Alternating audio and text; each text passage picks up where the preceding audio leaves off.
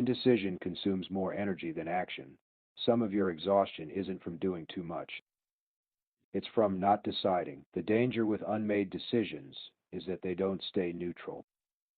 They quietly occupy mental space and drain clarity every single day. This isn't about rushing decisions. It's about closing open loops. Not every drain on energy is visible.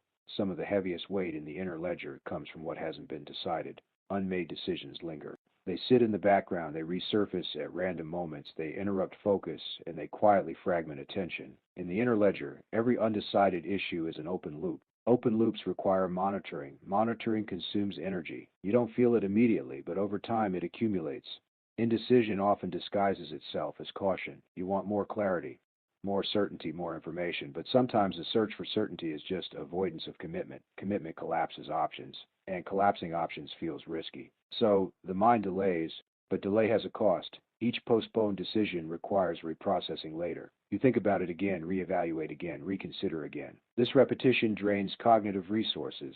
Meanwhile, forward movement stalls. The irony is this: most decisions are reversible or adjustable, but indecision feels permanent. Action generates feedback. Indecision generates speculation. Feedback resolves tension. Speculation extends it. The inner ledger favors closure over perfection.